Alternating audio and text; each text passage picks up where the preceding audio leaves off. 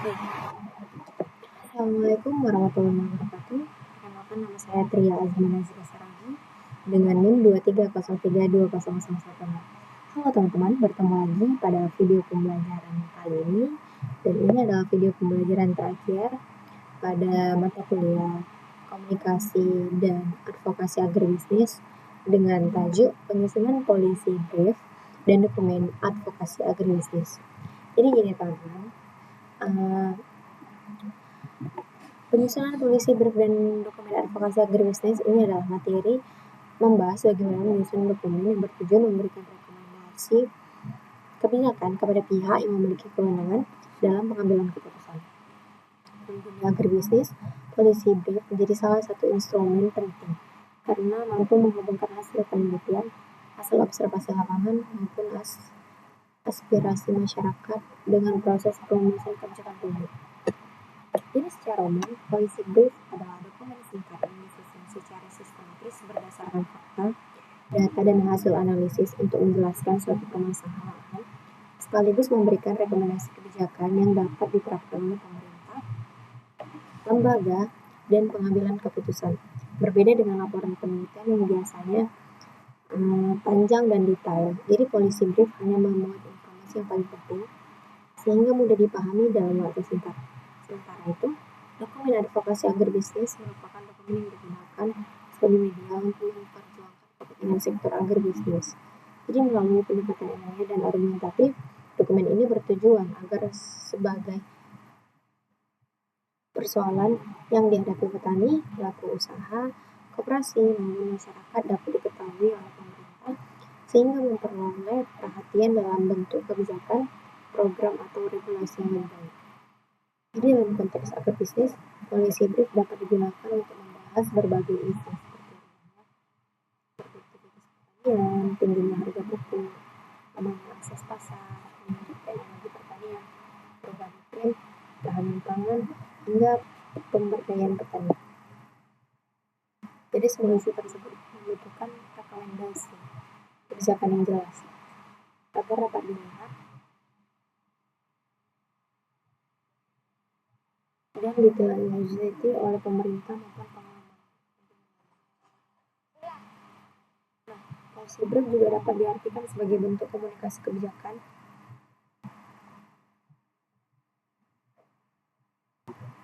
policy communication. Artinya dokumen ini berfungsi menyampaikan informasi ilmiah kepada pengambilan keputusan dengan bahasa yang sederhana, ringkas, namun tetap berbobot. Jadi oleh karena itu, penyusunan policy brief harus mampu menerjemahkan hasil penelitian yang kompleks menjadi informasi yang mudah dipahami oleh pembuat kebijakan. Jadi dengan demikian, proses penyampaian bukti ilmiah agar dapat digunakan sebagai dasar dalam pengambilan keputusan yang lebih efektif, efisien, dan berpihak pada kepentingan masyarakat. Dalam beberapa tahun terakhir, sektor agribisnis menghadapi berbagai tantangan yang semakin kompleks. Pertumbuhan jumlah penduduk menyebabkan kebutuhan pangan terus meningkat. Sementara produktivitas pertanian di beberapa daerah justru mengalami stagnasi. Jadi di sisi lain, perubahan iklim, keterbatasan lahan, kenaikan harga sarana produksi, serta fluktuasi harga hasil pertanian menjadi persoalan yang dihadapi oleh petani. Masalah tersebut tidak diselesaikan hanya melalui kegiatan budidaya atau peningkatan produksi semata. Dibutuhkan kebijakan pemerintah yang tepat sehingga mampu memberikan solusi yang berkelanjutan. Akan tetapi, pengambilan kebijakan seringkali tidak memiliki cukup waktu untuk membaca laporan. Oleh sebab itu, diperlukan sebuah dokumen yang mampu menyajikan inti permasalahan secara ringkas, namun tetap berdasarkan bukti ilmiah. Dokumen tersebut adalah policy brief. Selain itu, perkembangan ilmu pengetahuan menghasilkan banyak penelitian di bidang pertanian dan agribisnis. Sayangnya hasil penelitian tersebut sering berhenti di perpustakaan atau jurnal ilmiah tanpa dimanfaatkan dalam penyusunan kebijakan. Polisi brief hadir sebagai jembatan yang menghubungkan hasil penelitian dengan kebutuhan pemerintah dalam merumuskan kebijakan yang lebih efektif. Dalam dunia advokasi, keberadaan polisi brief juga menjadi alat komunikasi yang sangat penting. Melalui dokumen ini, akademisi, organisasi, petani, lembaga swadaya masyarakat, maupun praktisi dapat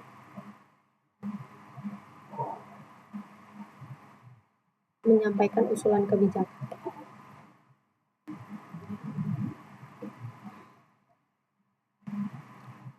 Penyusunan polisi brief memiliki beberapa tujuan utama. Tujuan pertama adalah memberikan informasi yang akurat kepada pengambil kebijakan mengenai suatu masalah yang sedang terjadi di lapangan. Jadi informasi tersebut disusun berdasarkan data yang valid sehingga dapat dipercaya sebagai dasar pengambilan keputusan. Tujuan kedua, memberikan rekomendasi kebijakan yang realistis.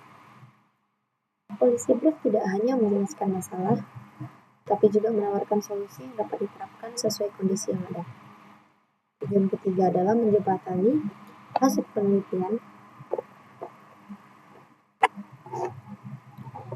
dengan kebijakan publik.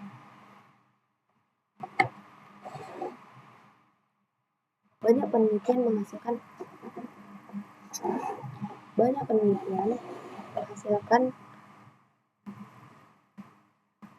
temuan yang bermanfaat, namun tidak semuanya sampai kepada pemerintah. Jadi polisi brief membantu menyampaikan hasil penelitian tersebut dalam bentuk yang lebih mudah dipahami.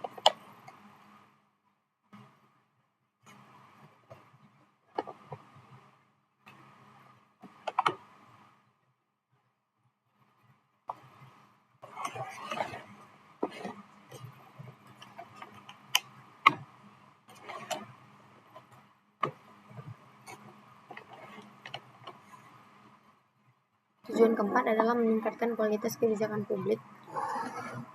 Kebijakan yang dibuat berdasarkan data dan analisis ilmiah cenderung lebih tepat sasaran dibandingkan kebijakan yang hanya berdasarkan asumsi atau pertimbangan politik semata.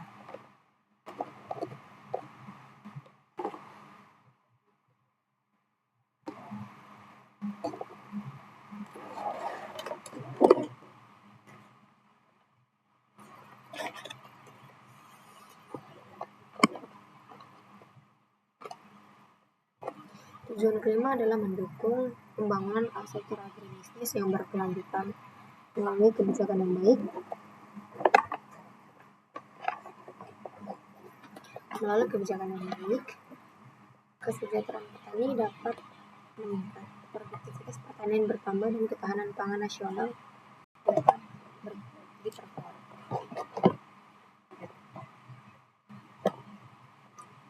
Mengapa polisi brief penting? Jadi, polisi brief memiliki peranan yang penting dalam proses advokasi. Karena menjadi media komunikasi antara hasil penelitian dengan para pengambilan keputusan.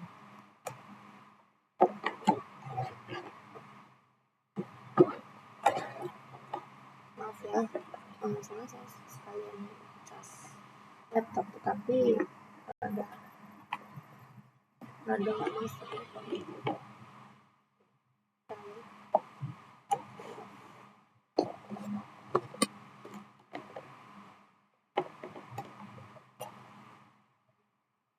Dia nggak masuk. Dalam praktiknya, seorang pembuat kebijakan seperti menteri, gubernur, kepala dinas, atau anggota DPR memiliki keterbatasan.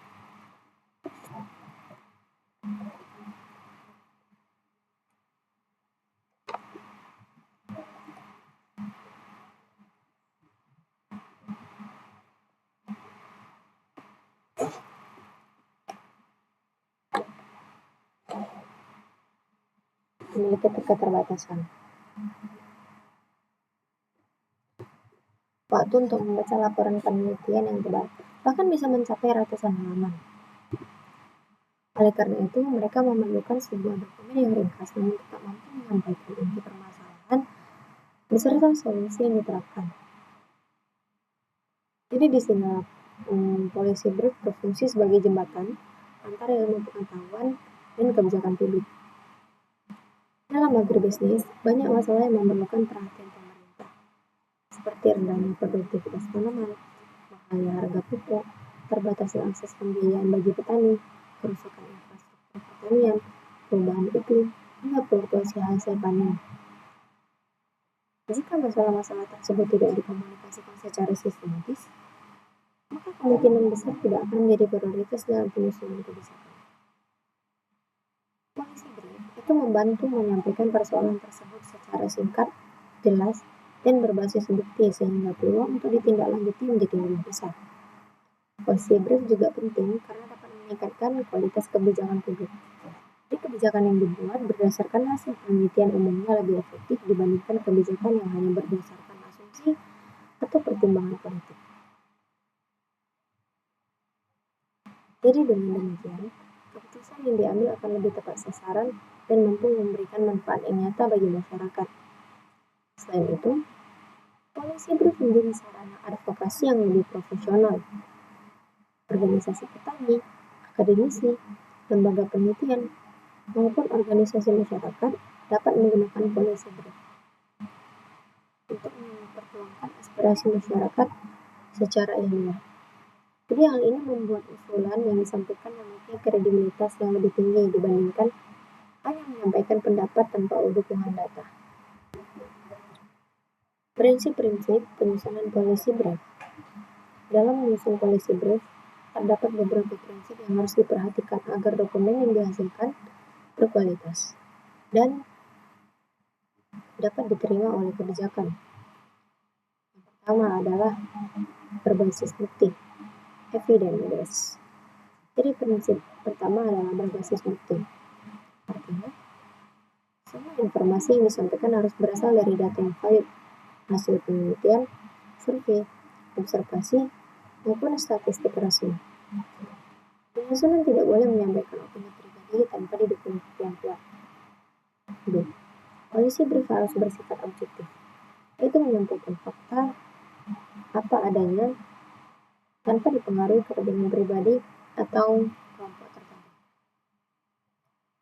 Analisis yang diberikan harus berdasarkan kondisi nyata di lapangan.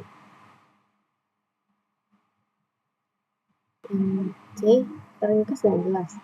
Jadi salah satu ciri utama policy brief adalah ringkas. Dokumen ini biasanya hanya terdiri dari beberapa halaman, sehingga informasi yang disampaikan harus langsung pada pokok permasalahan tanpa penjelasan yang bertele-tele. D. Solutif. Policy brief tidak hanya menjelaskan masalah, tapi juga menawarkan alternatif solusi yang realistis. Rekomendasi yang diberikan harus dapat diterapkan oleh pemerintah sesuai dengan kondisi yang ada.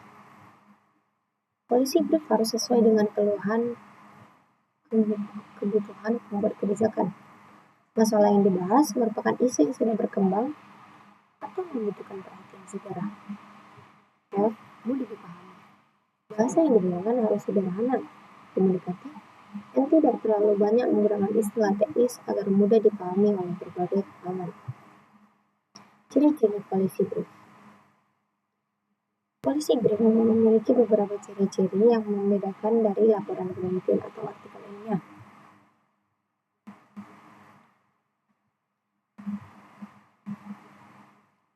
Yang pertama adalah singkat. Jadi, policy brief biasanya hanya terdiri dari sekitar 2-8 halaman. Dokumen ini dirancang agar dapat dibaca dalam waktu yang relatif singkat. 2. Fokus pada satu permasalahan. Setiap policy brief hanya membahas satu isu utama, sehingga pembahasannya lebih mendalam dan tidak menyebar ke berbagai topik lain. Yang ketiga, menggunakan data. Semua argumen didukung oleh data dan fakta, sehingga memiliki tingkat kepercayaan lebih tinggi. Yang keempat adalah memiliki analisis. Jadi policy brief tidak hanya menyampaikan informasi, tetapi juga menjelaskan penyebab masalah serta dampak. 5. Memberikan rekomendasi. Di bagian akhir selalu terdapat rekomendasi kebijakan sebagai solusi atas masalah yang dibahas. Yang keenam, ditunjukkan kepada pengambil kebijakan. Ini target utama membaca polisi brief adalah pihak yang memiliki kewenangan dalam pengambilan keputusan, bukan masyarakat umum. Syarat penyusunan polisi brief. Agar polisi brief dapat digunakan sebagai dokumen advokasi yang baik, terdapat beberapa syarat yang harus dipatuhi. Yang pertama adalah masalah yang diangkat harus benar-benar terjadi di lapangan dan memiliki dampak yang signifikan bagi masyarakat.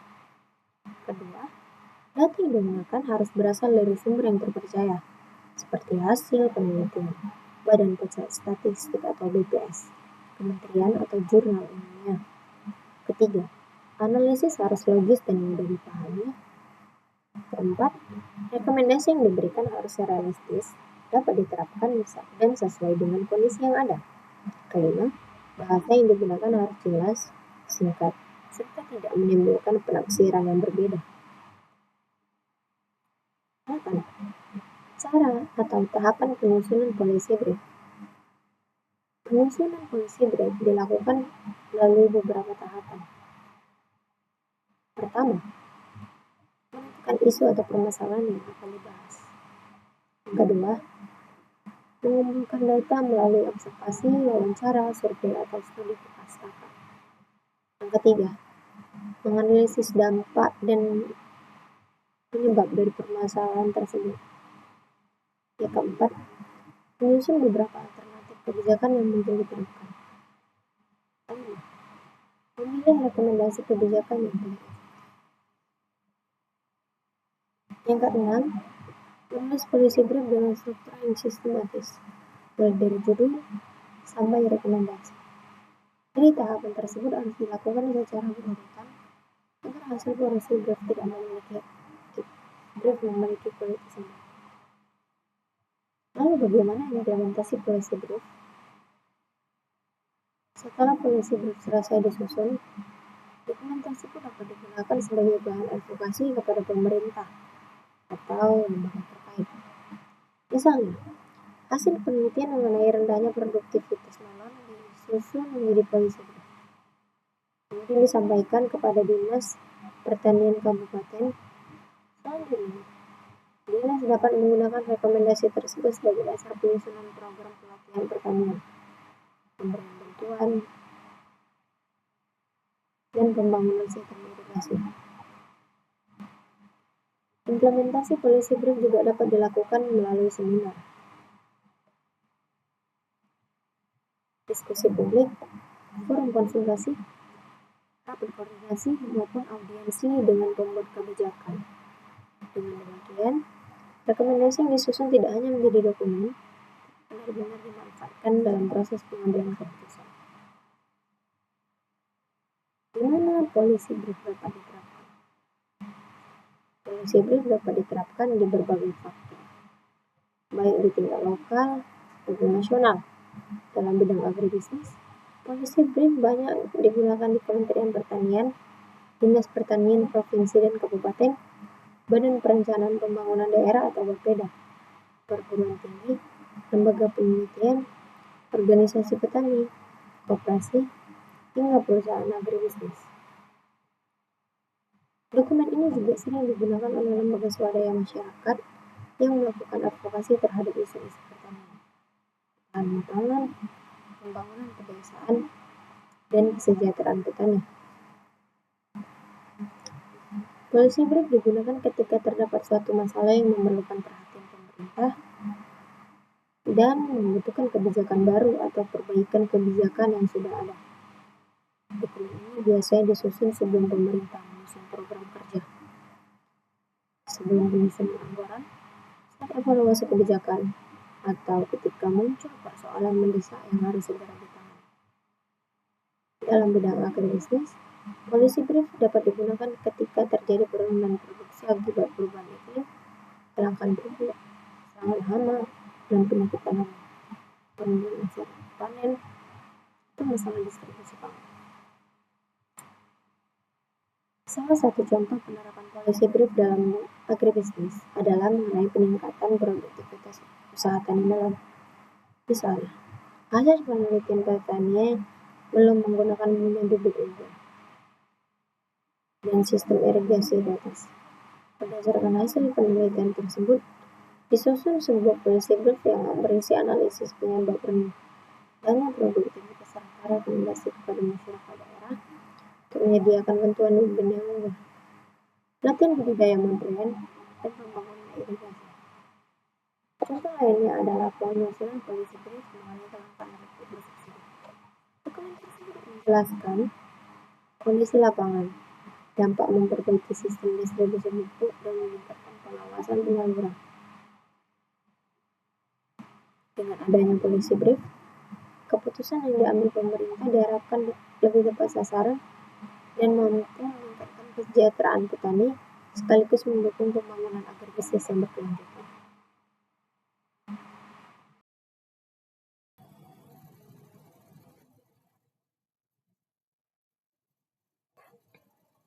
Apa itu policy brief? Nah, policy brief merupakan dokumen singkat yang disusun secara sistematif untuk menyampaikan suatu permasalahan publik serta hasil analisis dan rekomendasi kebijakan kepada pihak yang memiliki kewenangan dalam pengambilan keputusan.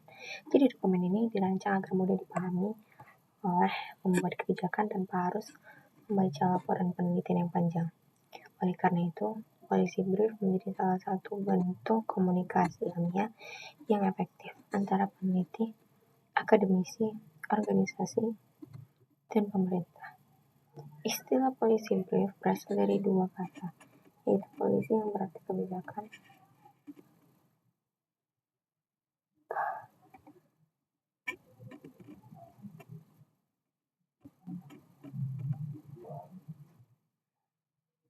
dengan demikian. Policy brief dapat diartikan sebagai dokumen ringkas mengenai suatu kebijakan. Walaupun bentuknya singkat, isi policy brief harus tetap berbasis data dan mampu memberikan solusi terhadap permasalahan yang dibahas.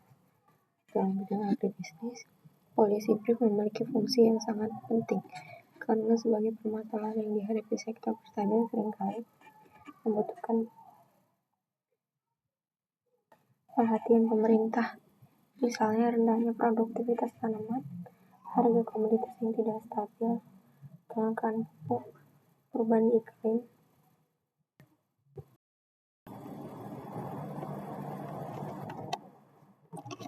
hingga lamanya akses pemasaran hasil pertanian. Semua permasalahan tersebut memerlukan rekomendasi kebijakan yang tepat.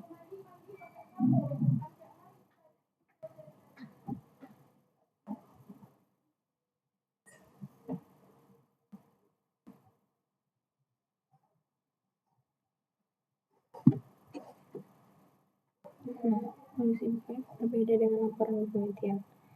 Laporan penelitian menjelaskan seluruh proses penelitian, mulai dari latar belakang, metode, hasil, hingga pembahasan secara rinci. Sebaliknya, policy brief hanya mengambil informasi yang penting dari hasil penelitian tersebut untuk dijadikan dasar dalam penyusunan rekomendasi kebijakan. Dengan demikian, pembuat kebijakan dapat memahami inti persoalan dalam waktu yang relatif singkat. Selain itu, policy brief juga merupakan bentuk advokasi berbasis bukti. Artinya setiap rekomendasi yang diberikan harus didukung oleh fakta, data, hasil penelitian maupun pengalaman empiris, sehingga dapat dipertanggungjawabkan secara ilmiah.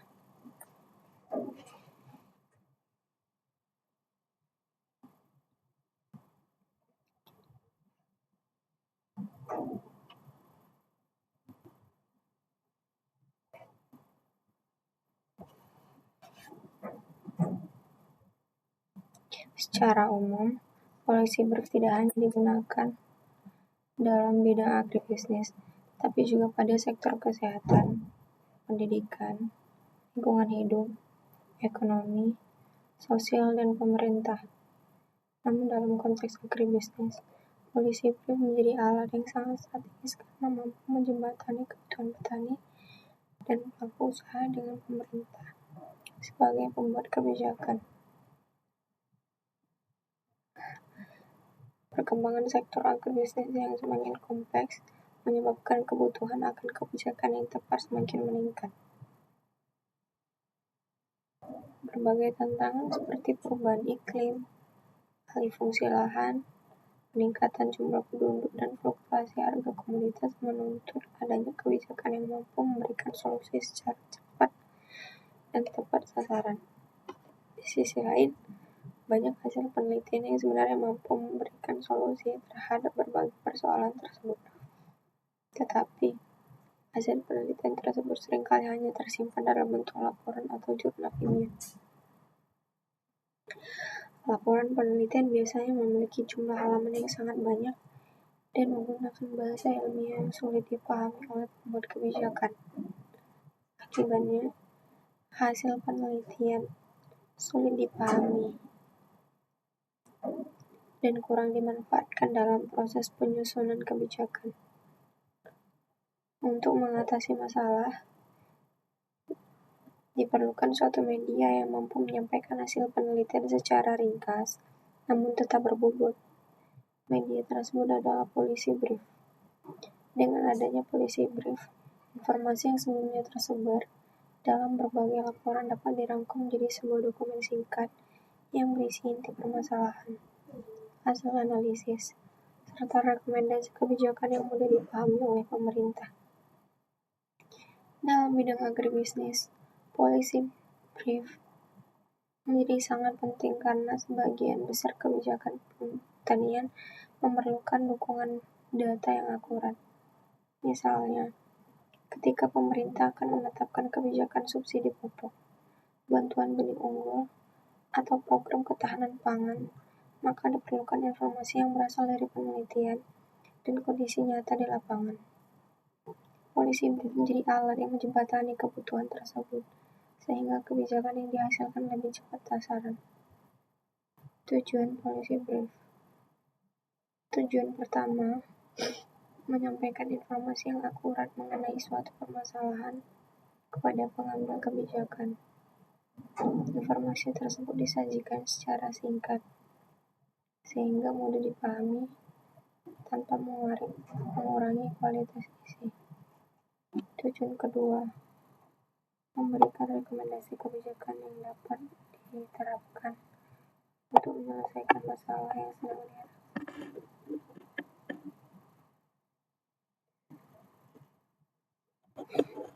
Rekomendasi tersebut disusun berdasarkan hasil analisis yang logis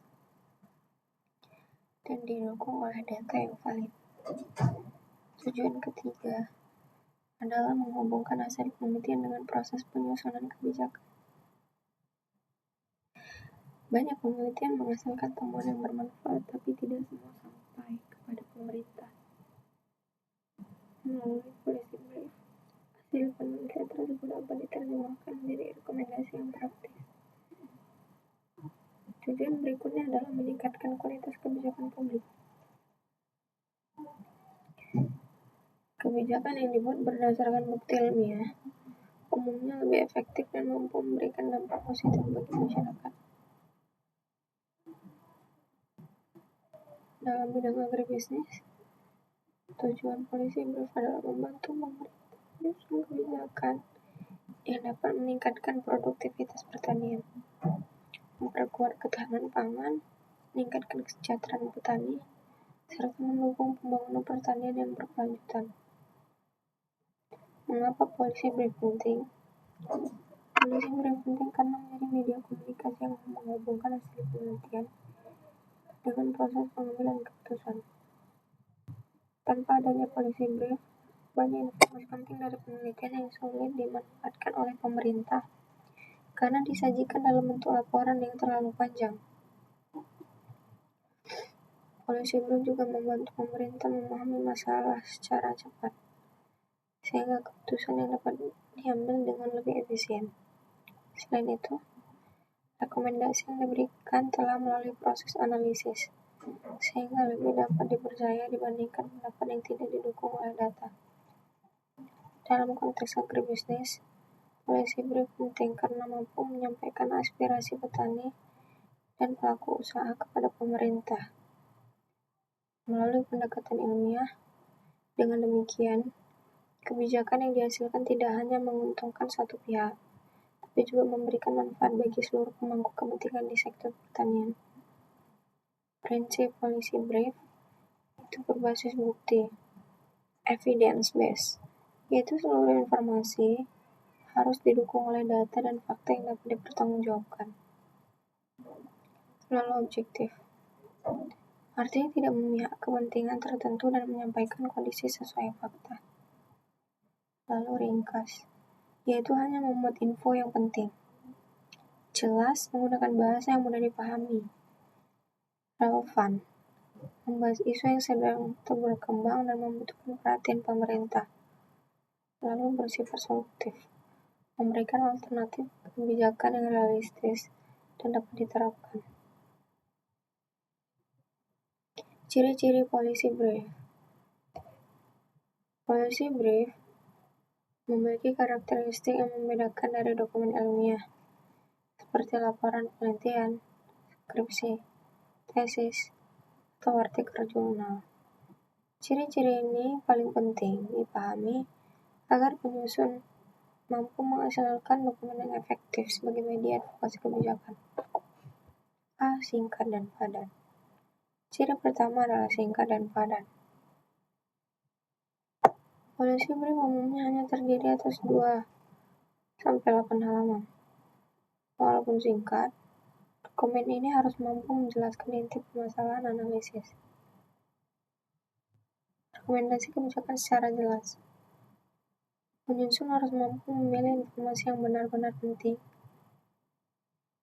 tanpa mengurangi makna dari hasil penelitian. Dalam praktiknya, pembuat kebijakan memiliki keterbatasan waktu untuk membaca laporan penelitian yang panjang. Oleh karena itu, polisi brief harus menyampaikan informasi secara efisien, sehingga inti pembahasan dapat dipahami hanya dalam beberapa menit.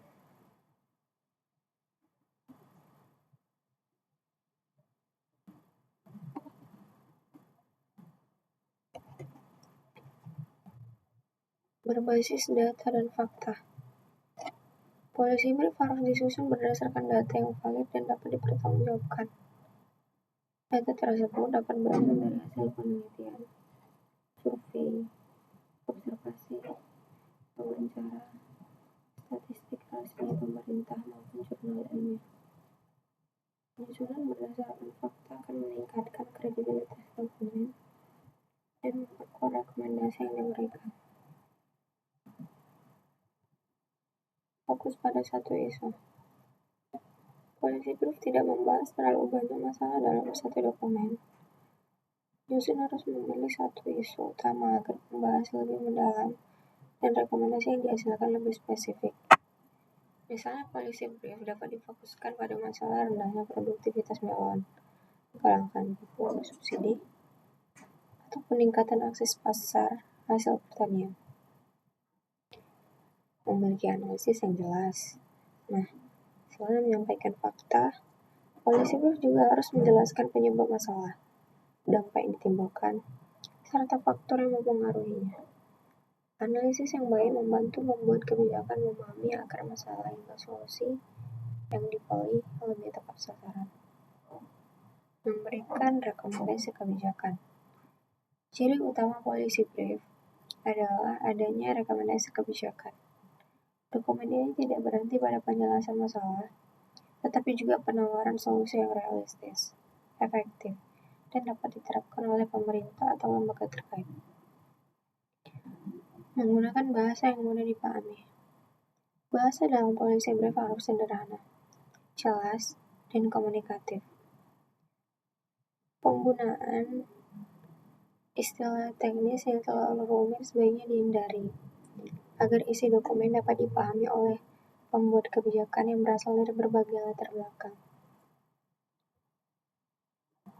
Agar polisi brief memiliki kualitas yang baik, terdapat beberapa syarat yang harus dipenuhi.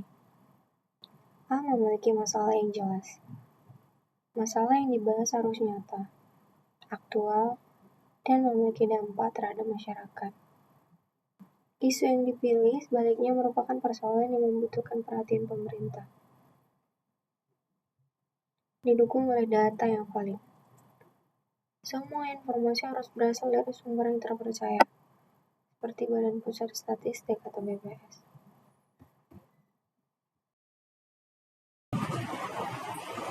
Nah, agar polisi brief memiliki kualitas yang baik, terdapat beberapa syarat yang harus dipenuhi. A. Memiliki masalah yang jelas. Jadi, masalah yang dibahas harus nyata, aktual, dan memiliki dampak terhadap masyarakat. Isu yang dipilih sebaliknya merupakan persoalan yang membutuhkan perhatian pemerintah. B. Didukung oleh data yang valid. Jadi semua informasi harus berasal dari sumber yang terpercaya, seperti Badan Pusat Statistik, BPS, Kementerian Pertanian, jurnal ilmiah, atau hasil penelitian. Data yang valid akan meningkatkan kepercayaan pembaca terhadap isi dokumen. C. Analisis yang logis. Jadi, penyusunan harus mampu menjelaskan hubungan sebab dan akibat dari suatu masalah. Analisis harus berdasarkan fakta, bukan sekedar opini atau dugaan. D. Rekomendasi yang realistis. Rekomendasi kebijakan harus dapat diterapkan sesuai dengan kondisi sosial dan kelembagaan yang ada. Solusi yang terlalu ideal tetapi sulit diterapkan akan mengurangi nilai polisi brief. Nah, bahasa yang efektif. Jadi kalimat itu harus jelas, singkat, dan tidak berbelit-belit. Penyampaian informasi yang efektif akan memudahkan pembaca memahami isi dokumen. 8. Cara atau tahapan penyusunan polisi brief. Jadi, penyusun polisi brief dilakukan secara sistematis agar menghasilkan dokumen yang berkualitas. Tahap 1. Menentukan isu kebijakan. Jadi, penyusunan memilih satu isu yang penting dan memerlukan perhatian pemerintah, misalnya rendahnya produktivitas pertanian atau fluktuasi harga komoditas. 2. Mengembangkan data. Data yang dikumpulkan melalui observasi, wawancara, survei, studi pustaka, maupun hasil penelitian. Semakin lengkap data yang diperoleh, semakin kuat analisis yang dapat dilakukan. Tahap 3. Menganalisis masalah. Data yang telah dikumpulkan dianalisis untuk mengetahui penyebab utama, dampak, dan faktor-faktor yang mempengaruhi masalah tersebut. Lalu tahap 4 itu menyusun alternatif kebijakan. Jadi penyusun merumuskan beberapa alternatif solusi yang dapat diterapkan oleh pemerintah. Jadi setiap alternatif perlu dipertimbangkan kelebihan, kekurangan biaya, dan manfaat. Lalu tahap 5 itu berbagi alternatif yang tersedia. Dipilih solusi yang paling efektif, efisien, dan sesuai dengan kondisi di lapangan. Tahap 6 itu menulis polisi brief. Jadi dokumen kemudian disusun dengan struktur yang sistematis, mulai dari judul, ringkasan, latar belakang, analisis masalah, alternatif kebijakan, rekomendasi, hingga penutup. Bagaimana implementasi polisi brief? Nah, diimplementasikan sebagai bahan pertimbangan dalam proses pengambilan keputusan. Setelah selesai disusun, dokumen ini dapat disampaikan kepada kementerian, dinas, pemerintah daerah, DPR, atau lembaga lain yang berwenang. Jadi dalam implementasinya, polisi brief juga dapat dipresentasikan melalui seminar, forum diskusi, audiensi, atau rapat koordinasi. Tujuannya agar rekomendasi yang disampaikan dapat dipahami dan dipertimbangkan oleh para pembuat kebijakan. Nah, keberhasilan implementasi polisi brief sangat bergantung pada kualitas data, ketepatan analisis, serta kemampuan penyusun dalam menyampaikan rekomendasi secara meyakinkan. Lalu, di mana polisi brief digunakan? Nah, polisi brief itu digunakan dalam menyusun dan pelaksanaan kebijakan antara lain di Kementerian Pertanian, Dinas Pertanian Provinsi atau Kabupaten Kota, Badan Perencanaan Pembangunan Daerah atau Bapeda, perguruan tinggi, lembaga penelitian, organisasi petani dan koperasi, lembaga swadaya masyarakat atau LSM, perusahaan agribisnis yang bekerjasama dengan pemerintah.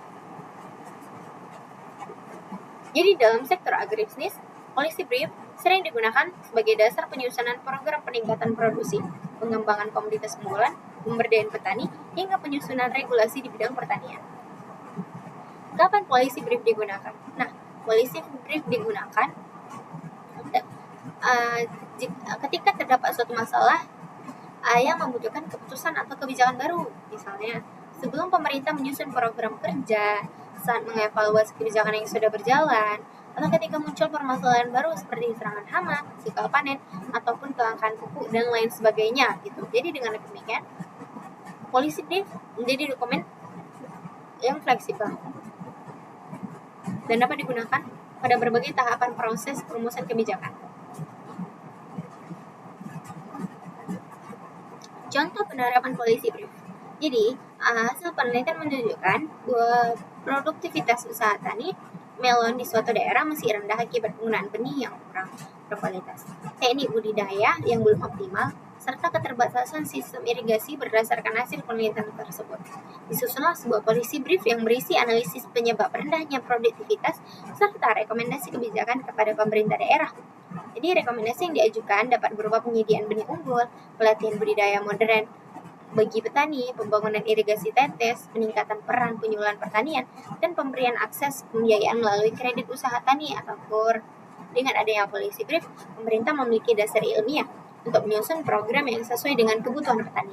Contoh lain itu adalah penyusunan polisi brief mengenai stabilisasi harga cabai. Dokumen tersebut menjelaskan penyebab fluktuasi harga, dampaknya terhadap petani dan konsumen, serta menawarkan rekomendasi seperti penggunaan kelembagaan petani, pengembangan gudang penyimpanan, atau lain hal. Jadi melalui polisi brief ini, hasil penelitian dapat diterjemahkan menjadi kebijakan yang efektif sehingga mampu meningkatkan kesejahteraan petani dan memperkuat pembangunan agribisnis secara berkelanjutan. Itu teman-teman. Nah, polisi brief sangat penting itu karena mampu meningkatkan kualitas kebijakan publik. Kebijakan yang disusun berdasarkan hasil penelitian cenderung lebih tepat sasaran dibandingkan kebijakan yang hanya didasarkan pada asumsi. Selain itu, polisi brief itu membantu mengurangi kesenjangan antara dunia akademik dan dunia pemerintah. Hasil penelitian yang sebelumnya hanya menjadi dokumen ilmiah dapat dimanfaatkan sebagai dasar penyusunan kebijakan. Di bidang agribisnis, polisi brief juga penting karena mampu memperkuat proses advokasi. Organisasi petani, penyuluh, koperasi, maupun lembaga penelitian dapat menyampaikan aspirasi mereka melalui dokumen yang sistematis dan didukung oleh data. Di hal ini meningkatkan peluang agar usulan mereka dipertimbangkan oleh pemerintah. Prinsip pengertian polisi brief. Jadi, terdapat agar dapat menjalankan fungsi dengan baik, polisi brief ini harus berpegang pada beberapa prinsip utama. Yang itu dia tadi berbasis bukti, lalu objektif, relevan, solutif, ringkas dan jelas, lalu berorientasi pada tindakan. Jadi prinsip-prinsip ini memastikan bahwa polisi brief ini dia benar-benar menjadi dokumen yang berguna dalam selama proses penyusunan kebijakan tadi. Gitu. Syarat agar polisi brief ini memberikan dampak. Jadi penyusunan itu harus memenuhi beberapa syarat. Isu yang dipilih juga harus aktual, data yang digunakan harus valid, analisis harus logis, dan rekomendasinya harus realistis. Selain itu, penyusunan perlu memahami kebutuhan pembuat kebijakan, sehingga informasi yang disampaikan sesuai dengan konteks permasalahan yang sedang dihadapi. Lalu bagaimana cara memanfaatkan polisi brief? Nah, polisi brief ini dimanfaatkan dengan cara menyampaikan kepada pihak yang berwenang. Kayak tadi, seperti kayak kementerian, DPR, lembaga legislatif. Dokumen ini dapat dipresentasikan dalam forum diskusi, seminar, rapat koordinasi, atau audiensi. Sehingga rekomendasi yang diberikan dapat dipertimbangkan dalam proses pengambilan keputusan. Bagaimana sih implementasi polisi brief? Nah, ini dilakukan dengan cara merekomendasikan yang ada sebagai dasar penyusunan program atau kebijakan. Misalnya jika polisi brief merekomendasikan pelatihan budidaya cabai gembul gitu bagi petani, maka pemerintah dapat memasukkan program tersebut ke dalam rencana kerja Dinas Pertanian. Dengan demikian, hasil penelitian tidak terhenti sebagai dokumen, tapi diwujudkan dalam bentuk kebijakan yang memberikan manfaat nyata.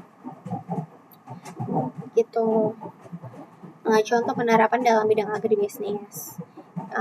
Contohnya gini, mengenai rendahnya daya saing komoditas kopi. Gitu. Dokumen tersebut dapat direkomendasikan peningkatan kualitas pasca panen, sertifikat produk, penguatan kelembagaan petani, dan perluasan akses pasar ekspor. Jadi melalui rekomendasi tersebut, kebijakan yang dihasilkan diharapkan mampu meningkatkan nilai tambah produk dan kesejahteraan petani kopi. Jenis-jenis dokumen advokasi. Jadi ada beberapa jenis bentuk dokumen, tidak hanya polisi brief, ada juga dokumen lain yang memiliki tujuan dan karakteristik berbeda seperti polisi brief,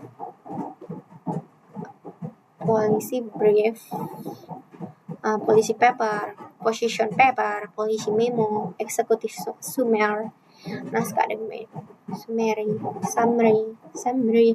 dan naskah akademik. Jadi masing-masing memiliki fungsi tersendiri sesuai dengan kebutuhan komunikasi kebijakan. Jadi dengan memahami berbagai jenis dokumen advokasi, seseorang dapat memilih bentuk dokumen yang paling tepat untuk menyampaikan suatu isu. Nah, pemilihan jenis dokumen yang sesuai akan membuat proses advokasi menjadi lebih efektif dan meningkatkan peluang agar rekomendasi yang disampaikan diterima oleh pembuat kebijakan. Nah, kenapa sih pentingnya memahami jenis dokumen advokasi? Sangat penting, karena setiap dokumen itu memiliki fungsi, sasaran, dan cara penyampaian yang berbeda. Kesalahan memilih jenis dokumen dapat menyebabkan informasi yang disampaikan kurang efektif atau bahkan tidak dipertimbangkan oleh pembuat kebijakan. Sebagai contoh, jadi apabila seorang peneliti ingin memberikan rekomendasi kebijakan kepada pemerintah daerah, penggunaan polisi brief akan lebih efektif dibandingkan laporan penelitian yang sangat panjang. Namun sebaliknya, jika pemerintah membutuh kajian mendalam mengenai dampak suatu kebijakan, maka polisi paper atau naskah akademik lebih sesuai digunakan. Selain itu, pemahaman mengenai jenis dokumen advokasi juga membantu mahasiswa, peneliti, maupun praktisi agribisnis dalam penyusun dokumen yang sesuai dengan tujuan advokasi yang ingin dicapai.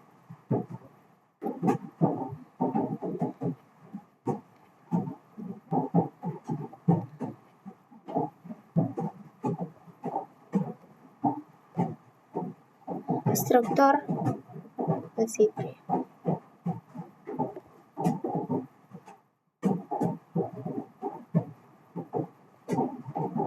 Nah, syarat penyusunan struktur polisi brief. Agar struktur polisi brief efektif, terdapat beberapa syarat yang harus dipenuhi. Pertama, mengikuti aturan penulis yang sistematis. Setiap bagian memiliki fungsi yang jelas, menggunakan data yang valid dan terbaru, menghindari informasi yang tidak relevan, menyampaikan rekomendasi yang realistis, menggunakan bahasa yang efektif dan mudah dipahami. Jadi dengan memenuhi syarat-syarat tersebut, polisi brief akan menjadi dokumen yang berkualitas dan mudah digunakan sebagai dasar pengambilan keputusan. Lalu cara menyusun struktur polisi brief dilakukan melalui beberapa langkah seperti menentukan judul yang sesuai dengan isu yang dibahas, lalu menulis ringkasan eksekutif yang berisi gambaran umum masalah dan rekomendasi, lalu menyusun latar belakang berdasarkan kondisi nyata dan data pendukung, yang terakhir melakukan analisis terhadap penyebab dan dampak masalah, lalu menyusun beberapa alternatif kebijakan yang dapat diterapkan, lalu memilih rekomendasi kebijakan yang paling efektif, dan terakhir menulis penutup yang menegaskan pentingnya penerapan rekomendasi tersebut. Jadi dengan langkah-langkah tersebut, polisi brief akan memiliki alur pembahasan yang logis dan mudah dipahami. Kapan struktur polisi brief digunakan? Digunakan saat menyusun rekomendasi mengenai peningkatan produksi, stabilitas harga, pengembangan komoditas unggul, maupun pemberdayaan petani, dan lain hal.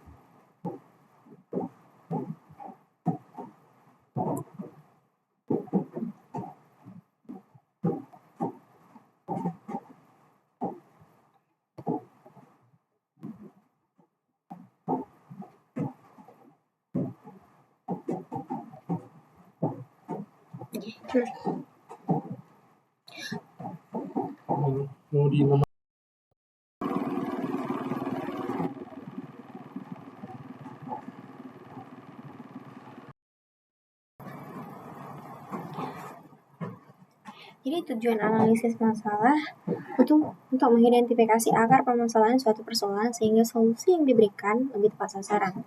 Dan selain itu, analisis itu bertujuan memberikan gambaran yang jelas mengenai kondisi nyata di lapangan, hubungan antara berbagai faktor penyebab, serta dampak yang ditimbulkan apabila masalah tersebut tidak segera ditangani. Jadi dalam policy brief, analisis masalah juga bertujuan menjadi dasar dalam penyusunan alternatif kebijakan dan rekomendasi.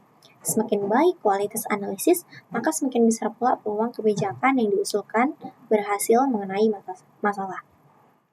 Di bidang agribisnis, tujuan analisis adalah mendukung penyusunan kebijakan yang mampu meningkatkan produktivitas, efisiensi usaha tani, kesejahteraan petani, dan keberlanjutan pembangunan pertanian. Nah, analisis masalah merupakan inti dari policy brief. Bagian ini menjelaskan mengapa suatu masalah terjadi dan mengapa kebijakan tertentu diperlukan. Tanpa analisis yang baik, rekomendasi kebijakan akan kehilangan dasar ilmiahnya. Analisis yang baik juga membantu pembuat kebijakan itu memahami prioritas tindakan. Ini mereka dapat mengetahui faktor mana yang harus diselesaikan terlebih dahulu agar masalah dapat diatasi secara efektif. Jadi dalam agribisnis, analisis masalah itu membantu pemerintah menghindari kebijakan yang hanya bersifat sementara. Sebagai contoh, jika penurunan produksi disebabkan oleh kualitas benih yang buruk, maka solusi berupa subsidi pupuk saja itu tidak menyelesaikan masalah. Jadi analisis yang tepat itu akan mengarahkan kebijakan pada penyediaan bibit unggul, pelatihan budidaya, dan peningkatan layanan penyuluhan.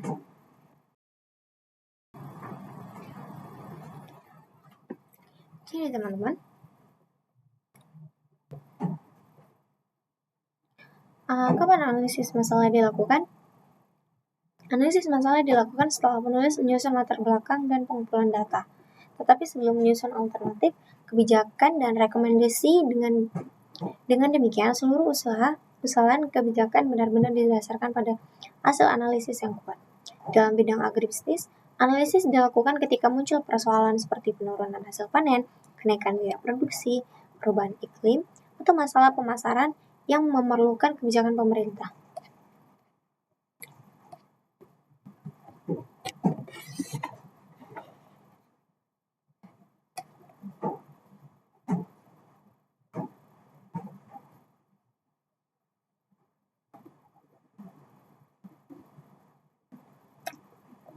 Ciri-ciri kesalahan dalam policy brief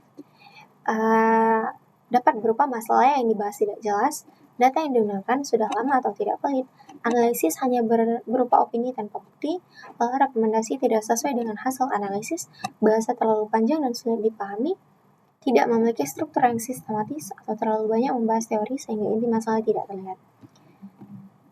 Agar policy brief berkualitas, yaitu menggunakan data terbaru, memiliki analisis yang objektif. Alhamdulillah, fokus pada satu isu kebijakan, menggunakan bahasa yang jelas dan ringkas, menawarkan solusi yang dapat diterapkan, lalu memiliki struktur yang sistematis dan mudah dipahami. Cara menghindari kesalahan penyusunan policy brief itu menentukannya isu yang jelas, pengumpulan data dari sumber yang terpercaya, lalu melakukan analisis secara objektif, memastikan rekomendasi sesuai dengan hasil analisis, menggunakan bahasa yang sederhana, lalu melakukan revisi dan meminta masukan dari pembimbing atau rekan sejawat sebelum policy brief dipublikasi. Dengan langkah-langkah tersebut, kualitas policy brief dapat ditingkatkan secara signifikan.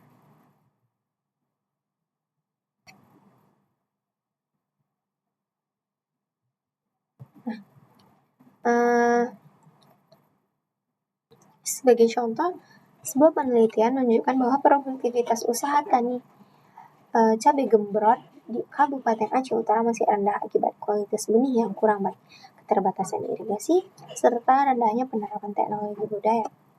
Berdasarkan hasil penelitian tersebut, disusun sebuah policy brief yang memuat latar belakang masalah, analisis penyebab, beberapa alternatif kebijakan, dan rekomendasi utama berupa penyediaan benih unggul, pembangunan sistem irigasi, peningkatan penyuluhan pertanian, serta perluasan akses pembiayaan bagi petani.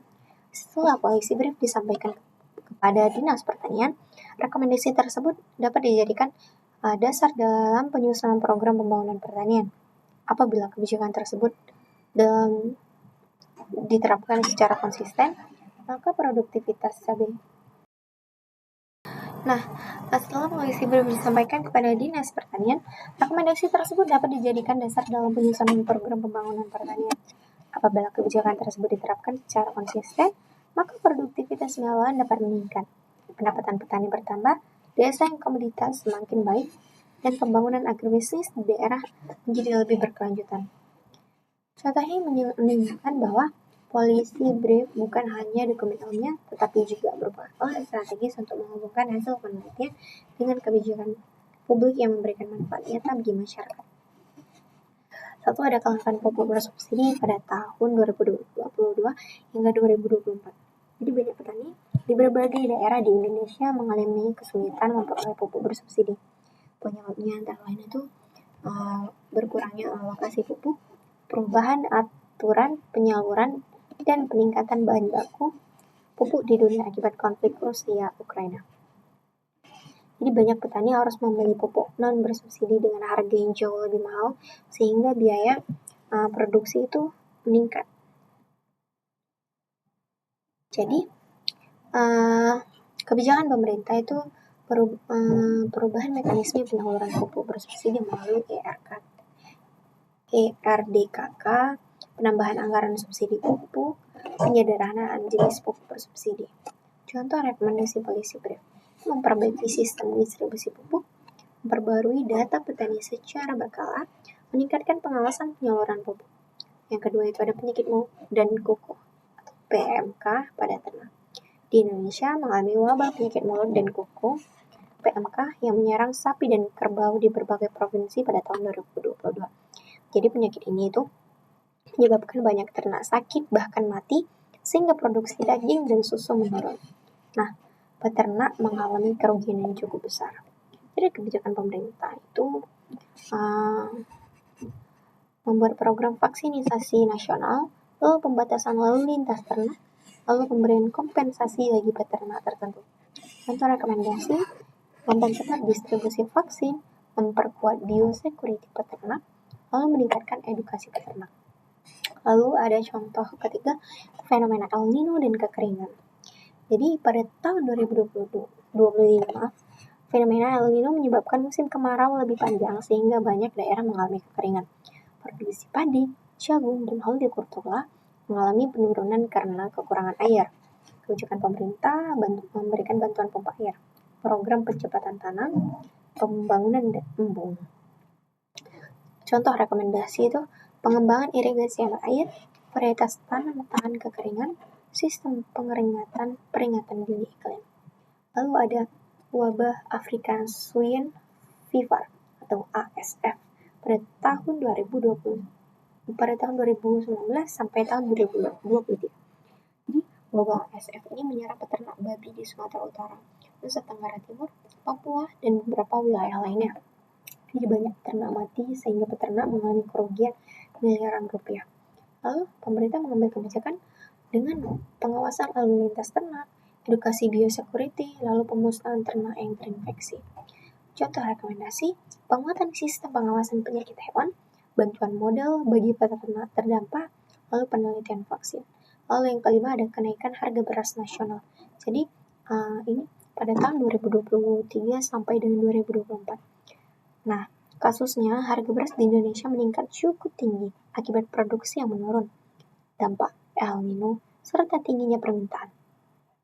Jadi kondisi ini mempengaruhi daya beli masyarakat. Nah, pemerintah mengambil kebijakan operasi pasar, bantuan pangan beras, dan impor beras. Contoh rekomendasi: meningkatkan produktivitas padi, memperluas irigasi, memperkuat cadangan, dan pemerintah. Lalu ada serangan hama wereng pada tanaman padi pada tahun 2020 sampai dengan 2023. Jadi beberapa di daerah di Pulau Jawa mengalami serangan hama wereng yang menyebabkan gagal panen. Banyak petani mengalami kerugian akibat penurunan hasil produksi. Jadi kebijakan pemerintah ini pengendalian hama terpadu, bantuan pestisida, lalu pendampingan penyuluh. Contoh rekomendasi: penerapan pengendalian hama terpadu atau PHT, lalu penggunaan varietas tahan hama, dan pelatihan petani. Lalu ada fluktuasi harga cabai pada hampir setiap tahun, misalnya pada tahun 2021 dan 2024. Jadi harga cabai sering mengalami kenaikan yang sangat tinggi ketika pasokan berkurang akibat cuaca ekstrim atau gagal panen. Sebaliknya, saat panen raya, harga turun drastis sehingga petani merugi. Kebijakan pemerintah melakukan operasi pasar, distribusi antar wilayah, penguatan informasi harga, dan contoh rekomendasi itu pengembangan sistem penyimpanan hasil, pengelolaan cabai menjadi produk olahan, penguatan kemitraan pemasaran.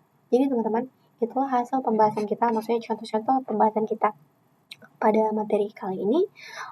Bagi yang belum paham, teman-teman bisa kembali melihat lagi sampai paham, atau teman-teman bisa kita melakukan diskusi pada sesi komentar di kolom komentar.